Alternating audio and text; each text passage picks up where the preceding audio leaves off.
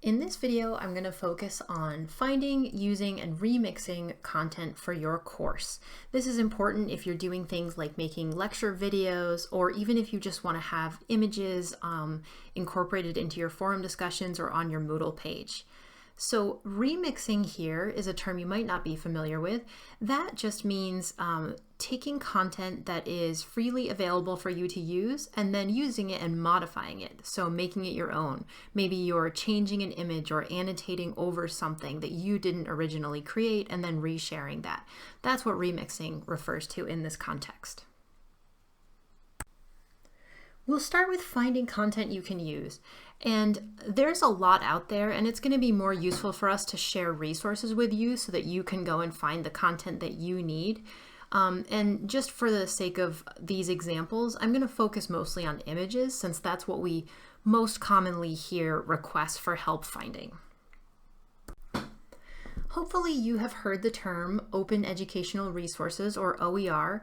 These are typically free to students or very low cost to students, and are materials such as textbooks that are published on the internet and sometimes available in a paper copy as well. But these tend to work really, really well in online and hybrid courses because you're already using a platform like Moodle to structure that content.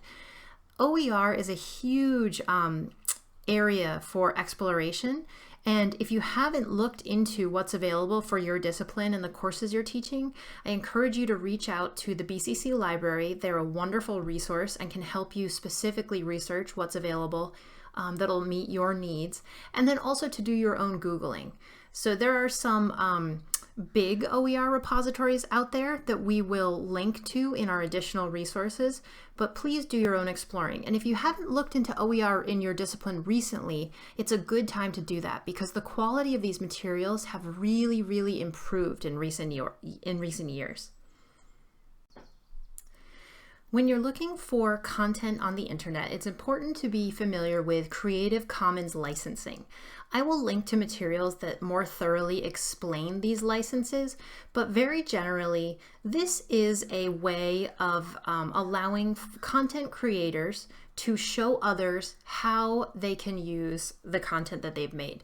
So you'll see these on materials that you find on the internet, so images, music, documents, websites, really anything can have this OER licensing on it. And just as copyright allows the content creator to retain the rights and sort of ownership over that content, Creative Commons lets a content creator show the community how they can openly use that content that they've created. And some examples are this Creative Commons license by the creator would like attribution, so that you would mention who the content creator is and give attribution when you reuse that content. This is a share alike, which means that if you're going to use content that you also put a share alike Creative Commons license on it so that someone in the future could also use and share that content. Non-commercial means that you can use this content, you just can't use it to make money. And then non-derivative. So this means you can use the content, but don't change it. So don't alter the image. And you can see that with the Creative Commons licensing, you can have different combinations of all of these different attributes. And again, I'll link to more resources that explain Creative Commons in more detail for those who are interested. Of course, it's always important to attribute properly when you are using content that requires attribution. So again, that's CC BY license. You'll notice in my videos that I like to use these icons. They come from a site called the Noun Project, which you should definitely check out if you're looking for some simple but dynamic images to use in your online and hybrid materials. I have not attributed these because I actually have paid for a subscription to be able to use these images without attribution, but you can also use them without paying for that subscription and then just add that attribution. So the created by just gets added directly onto the image, and a lot of websites that allow for this type of content creation or content sharing will automatically embed that attribution right onto the image for you. Representation matters, and it's crucial that our courses create inclusive and welcoming and safe learning environments for our students. One way we can signal that is by showing students that we've thought really critically about portraying diverse viewpoints and portraying diverse images in our course content. So think critically about who and what you're portraying, whether that's images you're using to augment your Moodle course or your course materials, your readings, your videos. Think really critically about who and what you're sharing with students, and as much as possible, make sure that you have a diverse reflection in those materials, because all of us and all of our students come from many different backgrounds, and it's really, really important to amplify and represent diverse viewpoints. I hope that you'll spend some time looking into what could be available or what resources you could share with students around diversity in your discipline and representation in your discipline.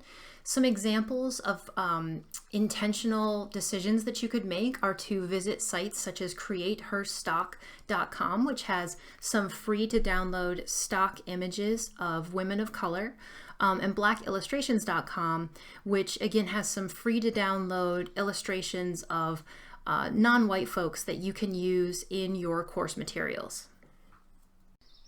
Now we'll shift gears a bit, and I'm going to show you some direct strategies for finding and using images, starting with a new plugin in Moodle that searches Pixabay for free-to-use images. Pixabay is an image search engine where you can find a lot of free-to-use images, and we now have that integrated directly into Moodle. So let me show you how that works. So right now I'm in Moodle, I'm editing a label, but I just pulled this up because I want you to see the text editor. What I'm going to show you is true of anywhere in Moodle where you can browse repositories, and I'll show you what I mean by that. But the most common way that I think that you'll want to use this is with adding images. So you could be editing a forum post, you could be creating a label on your main course page, and what you'll do is you click on the insert image icon, and then click on Browse Repositories. And these are the repositories that you have access to. And usually you are probably used to uploading a file. But what I would like you to try is clicking on Pixabay Media. And this is going to search Pixabay, a free to use, a site that finds free images for you to use, and then type in what you're looking for. You can change these sorting options if you want to. I usually just keep the default, click search, and then you'll see that it has searched for me all of these images of elephants, what I was looking for, that are free for me to use. So I'm going to find one that I like. I'm gonna select this file, and then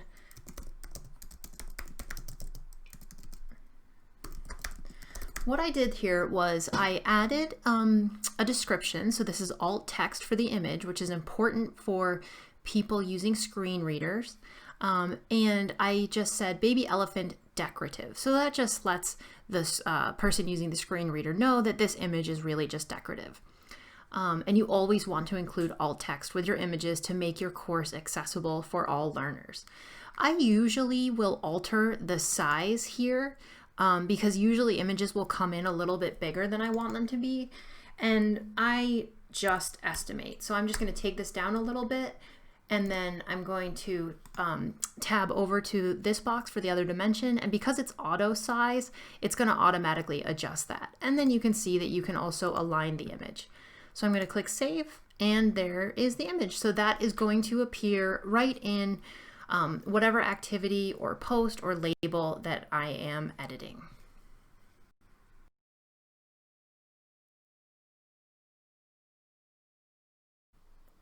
Google Images is one of the most popular tools I see people using to find images, and I'm going to show you how you can use Google Image tools to filter by usage rights to find those images that you can freely use for your courses and materials. So there's a lot of ways into this. I'm going to Google the image. I could also click up here to go right to Google Images, but I'm not sure where your entry point would be, but hopefully this looks familiar. So I'm Googling that I want a photo, and then up here I'm going to click on images to go to Google Images. So right now I am seeing all sorts of photos from all over the internet. These are not filtered. But you'll see up here that I can click on Tools, which opens up another level of options for me. And then I can filter by usage rights. And these actually line up pretty well with those Creative Commons licenses. So I'm going to look for labeled for reuse, meaning that it's something I can use. I find an image, and interesting, you'll see that a lot of these images actually come from pixabay.com, but they come from other places also. And so at that point, I know that this is an image that I can use. Something I just want to point out to you, because I see this a lot, is that you never want to copy and paste an image. You either want to right-click and click Save Image As to save it to your computer, or even better, if you want to try to get a higher resolution version of that image, click into it, try to find it, and then see if you can download it or if you can save the image from here, because you're always trying to find the image at as big a file size and as high a resolution as you can. If you have questions about anything in this video or would like help finding materials for your specific course, please get in touch with us at moodlehelp@berkshirecc.edu.